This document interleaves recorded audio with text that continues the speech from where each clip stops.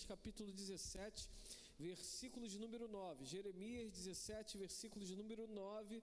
A temática da noite é: não seja guiado por suas emoções. Não seja guiado por suas emoções. De novo, não seja guiado por suas emoções. Jeremias 17, 9 diz assim: enganoso é o coração mais do que qualquer outra coisa, e desesperadamente corrupto, quem poderá entendê-lo? De novo, Jeremias 17, 9: enganoso é o coração mais do que todas as coisas, e desesperadamente corrupto, quem poderá entendê-lo?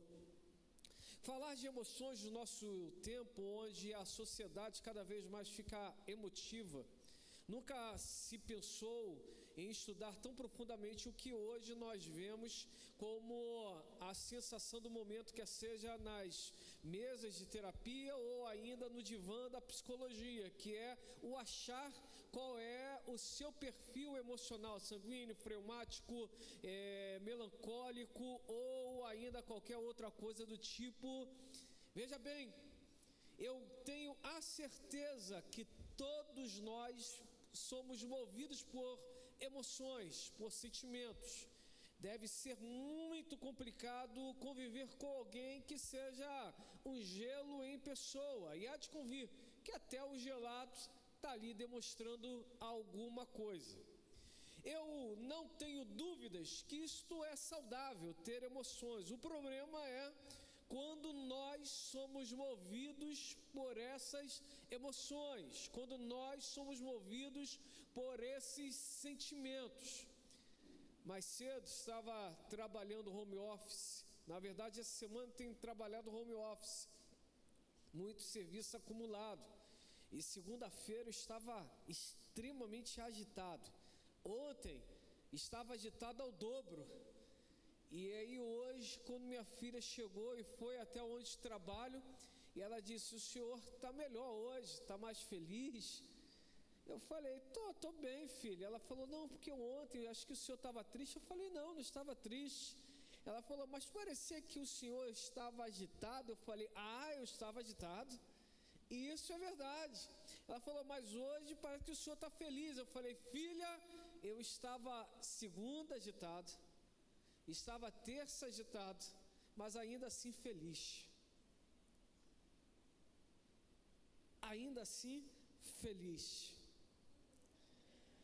Eu não sei como você pensa em suas emoções ou em seus sentimentos, mas há de convir que existem inúmeras pessoas que acabam deixando que os seus sentimentos e as suas emoções pautem os seus respectivos dias. Acordou melancólico? O meu dia vai ser péssimo. Acordou ali sanguinário? Eu estou com desejo de arrancar a cabeça de um hoje. Quem parar na minha frente vai de ralo. Que isso, violento? Pessoa violenta.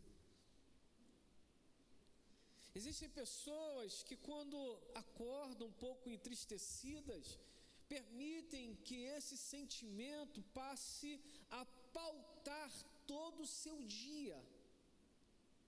Eu não sei você, mas me permita aqui destacar uma das características de um temperamento.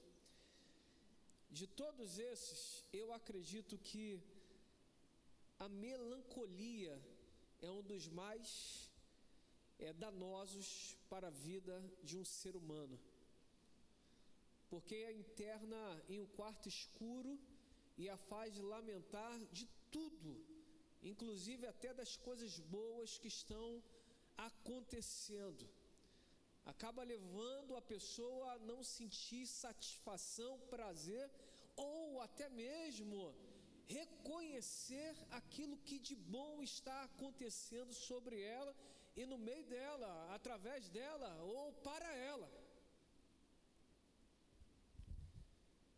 Estou certo que é impossível não vivermos esses sentimentos ou emoções, mas concluo essa introdução afirmando isso: não não podemos deixá-las nos guiar ou nos nortear.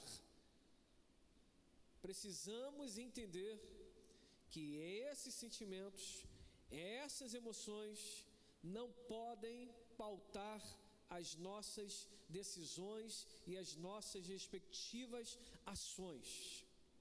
Por isso, a partir dessa introdução, me permita destacar 3 coisas que julgo importantes para avançarmos nessa mensagem. Primeira coisa, a Bíblia afirma: o coração é enganoso.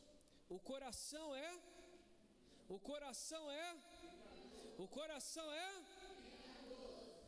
Essa palavra coração aqui tem a sua aplicação em sentimentos, emoções.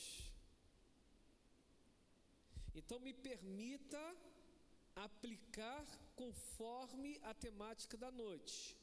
Os sentimentos, as emoções são enganosas.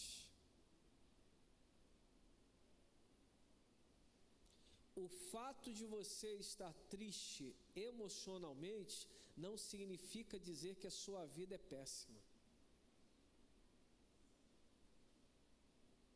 O fato de você sentir uma dor hoje não significa dizer que o viver é ruim. O fato de você chocar com alguém não significa dizer que as pessoas são más. Me permita aplicar algumas coisas. Se nós subtrairmos outras pessoas porque nos feriram, nós perceberemos que talvez estejamos tirando de nossas respectivas vidas pessoas que lá na frente poderão nos curar. O caminho do relacionamento não é um caminho de 100% sempre, mas é um caminho de crescimento mútuo.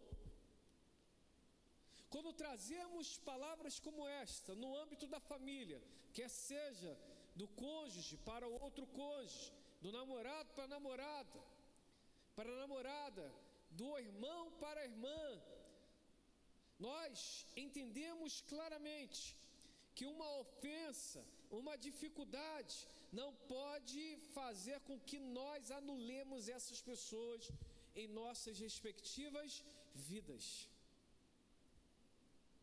Imagine se por qualquer canelada nós nos divorciássemos, ninguém estaria casado. Ninguém. Porque o melhor dos mundos tem um momento que é nós, por mais abençoados que sejamos, por mais ungidos que sejamos, mas às vezes sobra uma palavra, às vezes sobra uma atitude, às vezes se manifesta um esquecimento. E aí aquilo que está maravilhoso tendencia até aquela estação do inverno, mas não significa dizer que chegou o fim, é apenas uma estação. O verão ou a primavera chegará, espera um pouquinho mais. Tudo na vida transiciona. Imagine se os irmãos se separassem de forma contínua, sem chance de reconciliação. Nós veríamos cada vez mais famílias destruídas. Estava pela nossa devocional, nós já estamos em Deuteronômio, mas lá em Gênesis conta a história de Jacó e Esaú. E diz a palavra que quando Jacó comprou com um prato de lentilha a primogenitura de Esaú, e me permita aqui, dizem, Jacó negociou com o irmão. Não, o irmão que não deveria ter negociado com Jacó aquilo ali. A primogenitura há de convir, e aí grava isso daí que eu acho que é uma chave importante para você, como vem sendo para a minha vida. A primogenitura só tem validade para aquele que entende o que é honra e o que é respeito, logo o que é uma graça vindo da parte de Deus, porque quem não a valoriza é só um nome. Nós precisamos entender que ali Esaú vendeu porque para ele a primogenitura não tinha qualquer valor. Esaú era imediatista. Esaú era o quê? Imediatista. Eu estou com fome, tem que matar minha fome, tem que matar agora. Olha só, hein? Ó, como as emoções são complicadas. Quem é levado por emoções acaba vendendo a sua primogenitura. E aí Jacó comprou a primogenitura. Depois Rebeca, que estava chateada com Esaú, porque Esaú não teve o que fazer, foi lá e casou-se com 2 mulheres e de um povo que não tinha o mesmo costume que os seus pais possuíam. Não tem aqueles filhos rebeldes? Eu caso com o que quero, não se meta na minha vida, o problema é meu. Só tem um detalhe, se casa, mas depois vem morar com essas duas bênçãos na propriedade dos seus pais, para os seus pais verem aquelas bênçãos toda hora. Não tem filho assim? Não se meta na minha vida, mas depois que casa...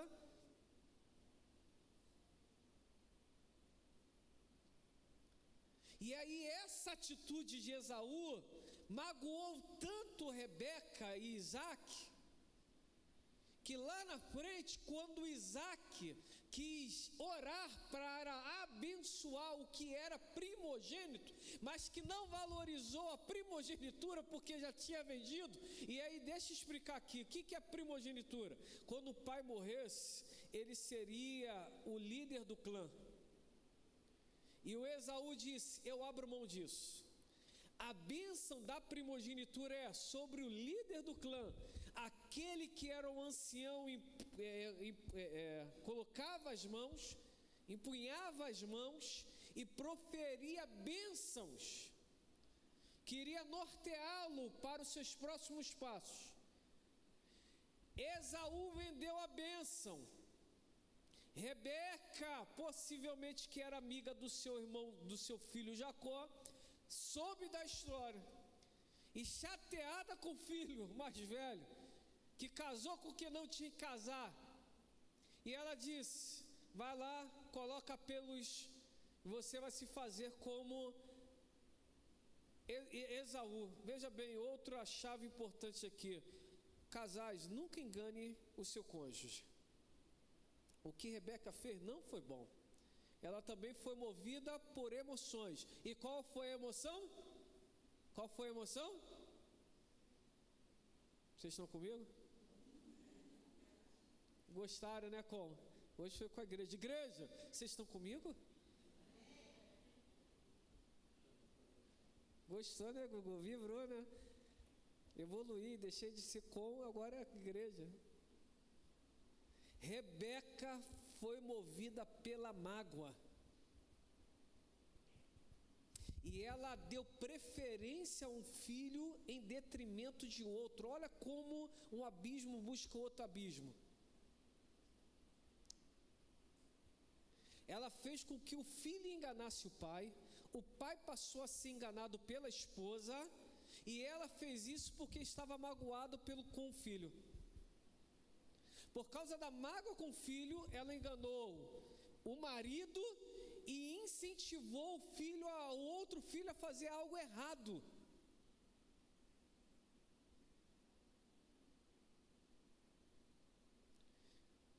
Tem cônjuge que esconde as coisas uns dos outros.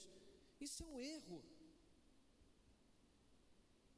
Se casou, tem que colocar tudo em cima da mesa.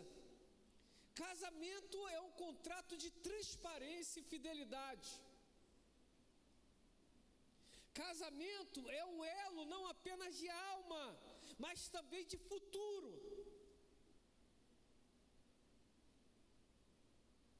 Correção com filhos, compras, decisões tomadas, Tudo precisa ser colocado na mesa. Mas meu cônjuge não entende. Ele pensasse melhor antes de casar. Porque se você não pode ser transparente para o seu cônjuge, não separe. Mas você já percebeu que você não, sabe, tinha que ter, né? Coisa estranha. Não vou falar porque... Não, você já sabia que era assim, ó.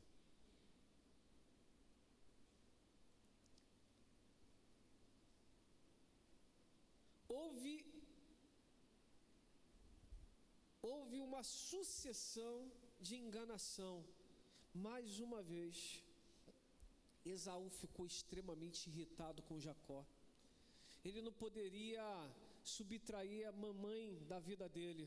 Ele não poderia acabar com o pai, porque ele amava muito o pai, Isaac. Mas ele dedicou toda a ira dele ao irmão Jacó. Enquanto Jacó permanecia ali, porque o seu pai ainda estava vivo, em rebelião, Esaú foi lá e casou com a terceira mulher. Nil, assim mesmo. Faz isso mesmo. Até aí eu fico, meu rapaz, que homem brabo esse. O que os sentimentos nos fazem às vezes tomar atitude. Não tem... Quando a pessoa faz o que é errado, é repreendido, não aceita a repreensão, vai lá e dobra a aposta. Esaú era desse. Era por causa das mulheres que eu casei, vou casar com a terceira. E olha que coisa louca. Essa terceira mulher de Esaú, agora foi encontrada na casa de Ismael, que era irmão de Isaac. Logo, Esaú buscou uma prima de primeiro grau para se casar. Só tinha um detalhe: Ismael era de um clã separado, porque ele também não adotava, não tinha simpatia por Isaac, porque quando Isaac nasceu, ele teve que ser colocado para uma outra terra. Esaú disse: já que ficou com raiva, digo eu, é uma aplicação, porque eu casei com duas que não tinham seu apoio, agora eu caso com a terceira e trago para dentro da minha vida. Logo ali se formou uma das maiores nações que temos hoje por conhecimento, que é a nação islâmica. Forte isso, né? Que loucura esse negócio. Olha o que os sentimentos nos fazem fazer. E ele nutriu no seu coração ódio pelo seu irmão. Até que então ambos cresceram, amadureceram, anos passaram, e Jacó teve que voltar, recebeu a notícia que Esaú estava vindo ao encontro dele. Ele liberou toda a família, dizendo assim: meu irmão agora vai acabar comigo, vou ficar só eu e meu irmão. Mas antes de encontrar com o irmão, ele teve um encontro com Deus. E Deus marcou Jacó, tocou nas pernas dele. Jacó não pôde mais fugir e teve que encarar os seus problemas. Existem coisas na nossa vida que só vão mudar quando nós nos encontramos com os nossos problemas e vamos por uma solução pacífica e permanente. Forte demais esse negócio. Só lembro de um negócio: a faca que corta aí, cortou já aqui, tá?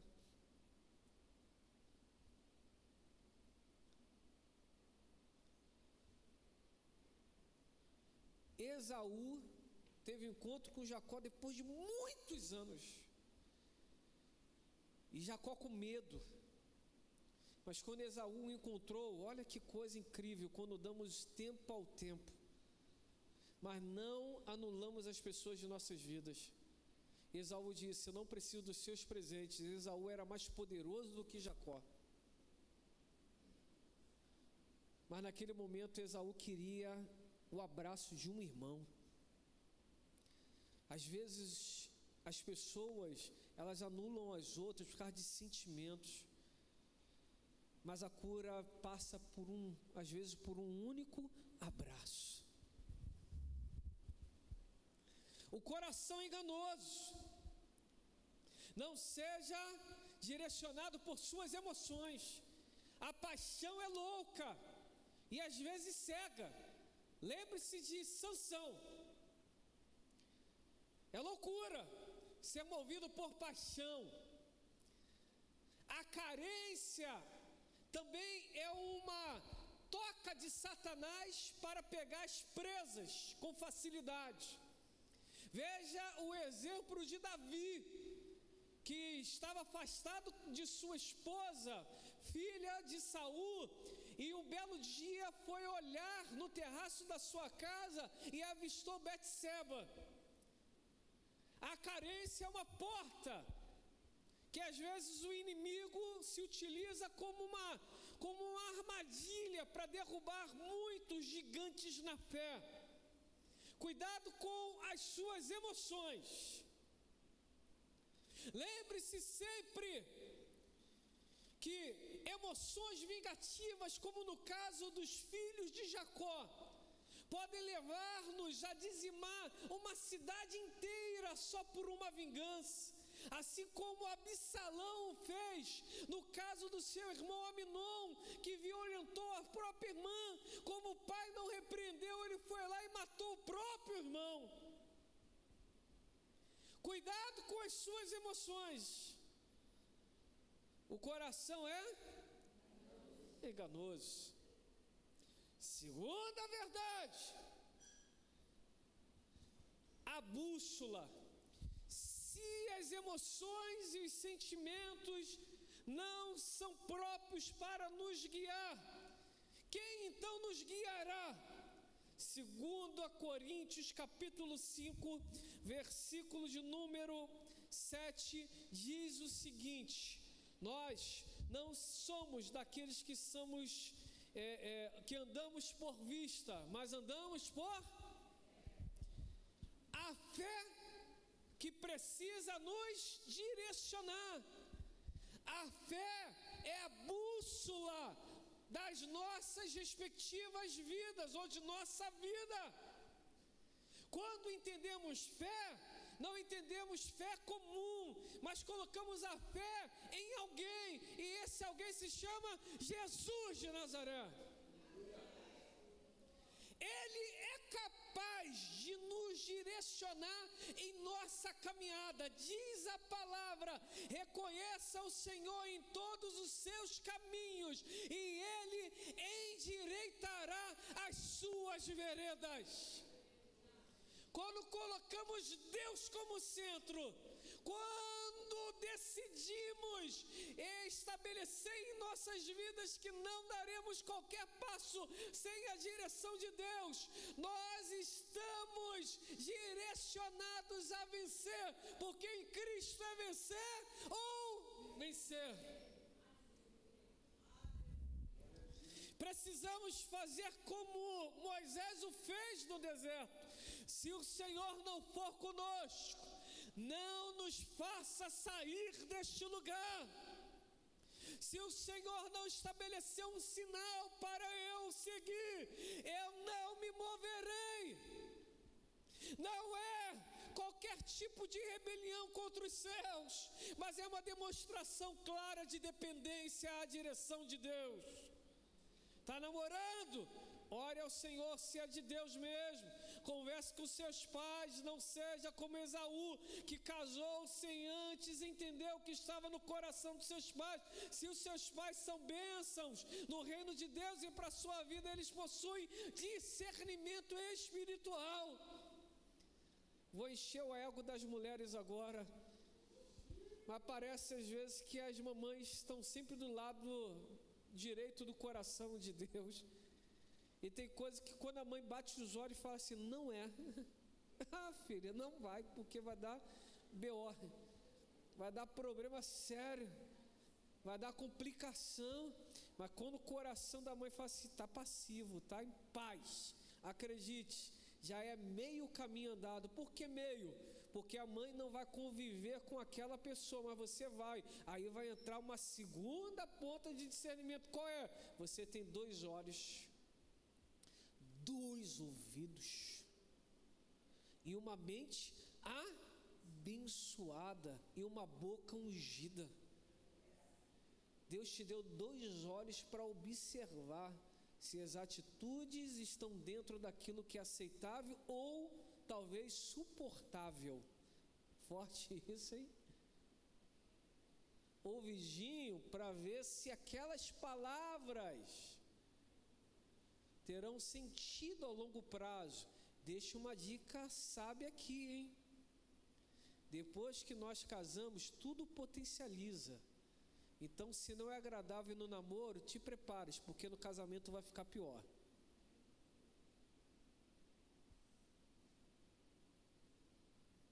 Agora, o que é agradável também no namoro, tendencia no casamento ser ainda melhor. Oi? Verdade, ainda melhor. Qual meu ministro? Ainda melhor. Ainda melhor. Crianças, não deixe que o YouTube os direcione. Seja obediente aos seus pais. Se meus pais eu não conheço, sem criança, não tenho. Encontre alguém que você enxergue como um bom modelador para a sua vida, encosta e vai para cima. Terceiro e último. Primeira percepção, coração enganoso. Segunda percepção, a bússola, ela é Cristo. Terceira, o guia. Não é só apontar o caminho, é quem vai nos conduzir no... Salmo 23 diz: o Senhor é o meu pastor, nada me faltará. Ele me faz repousar em pastos verdejantes, leva-me para junto das águas de descanso. Como isso está fazendo sentido para a minha vida? Descanso. Eu vim no Uber, o carro está quebrado, e eu vim falando com Deus. Eu falei: Deus, eu estou trabalhando tanto, graças a Deus, está bem no reino, graças a Deus. Eu falei: Senhor, abençoa essa empresa. Não sei se vai abençoar não, mas eu orei assim. Falei: Senhor, só quero trabalhar 2 horas por dia para essa empresa, e quero entregar mais 8 para o teu reino. Então me ajuda nessa missão aí. Dá uma forcinha.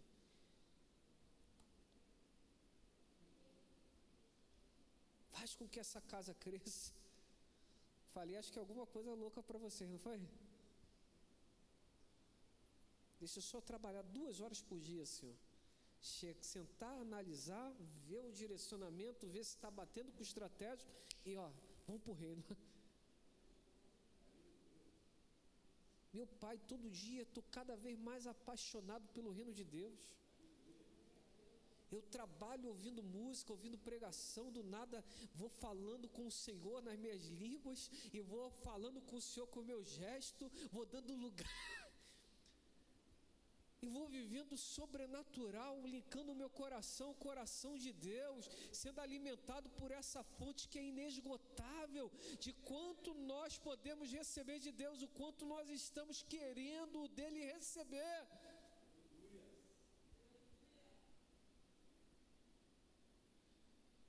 Verso 3 diz: refrigera minha alma, guia-me pelas veredas da justiça, por amor do seu nome. Ainda que eu ande pelo vale da sombra da morte, não temerei mal nenhum, porque tu estás comigo, a tua vara e teu cajado preparas uma mesa na presença dos meus adversários, unges a minha cabeça com óleo e o meu cálice transborda. A bondade e a misericórdia certamente me seguirão todos os dias da minha vida, e habitarei na casa do Senhor para todo o sempre. O Senhor não apenas aponta o caminho, mas Ele está disposto a andar contigo no caminho. Ele não é apenas a bússola, Ele é o guia. Tem uma música antiga de Jesus, meu guia é, amigo e protetor, Ele é.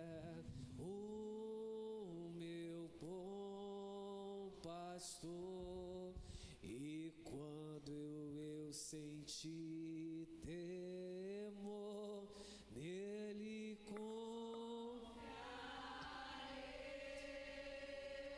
Se você entende isso, fique sobre os teus pés cantando essa música. Não seja guiado por suas emoções. Se você está nessa campanha de oração, vem cantando aqui para o altar. Pode vir cantando e vamos continuar cantando e vamos orar, terminando nesta noite.